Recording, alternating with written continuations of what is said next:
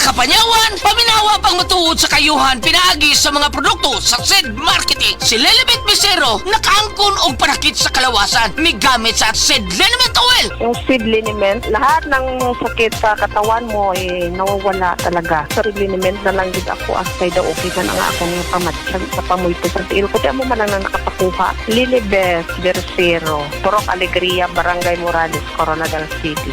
52. Basta tatak SED Marketing, tatak kining magaling!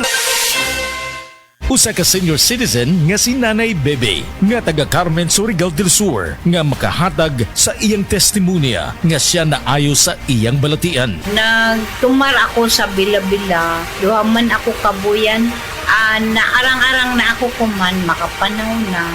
Tapos ako kamot, naingas-ingas. Na ako kuan, hapyas, Bila-Bila. Kumanak, makalakaw naman ko. Sa na sa kitay nga Na-stroke. stroke ka.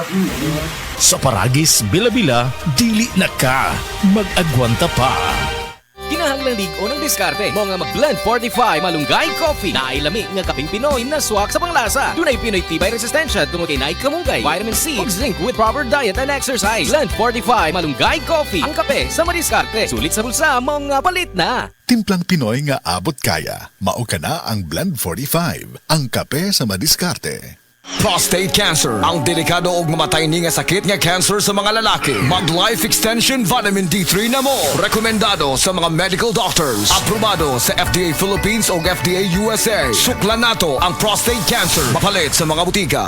Hi, I'm Lynn Cruz, a businesswoman and happy wife of Tirsa Cruz III. Raising my kids with the aim to Christian teachings is my joy. I got to know MX3 through my mom. Ni-research ko talagang mabuti ito. Since then, I always make sure I have it in my bag. Taking MX3 capsules with my healthy diet and workout, I'm able to cope well with life's challenges. With God by my side and MX3 in my life, I am prepared to face whatever the future brings. Mahalagang paalala, ang MX3 capsule ay hindi gamot at hindi dapat gamiting panggamot sa anumang uri ng sakit.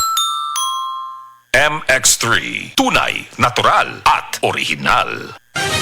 Mga kapanyawan, paminawa ang pagmatuod sa kayuhan sa mga produkto sa SED Marketing. Si Leonora Santos, taas og sugar level. Miinom sa SED Panyawan Coffee Mix. Ang sugar ko minsan 200 something sa umaga. Nagre-range siya ganyan. Pero nito pong nagpapanyawan coffee na ako, ang baba po 134. Minemaintain ko po yung panyawan coffee. Hindi na po tumataas ng ganong kataas. Ako po yung si Mrs. Leonora Santos sa Pasig, Metro Manila. Basta tatak SED Marketing, tatak kining magaling!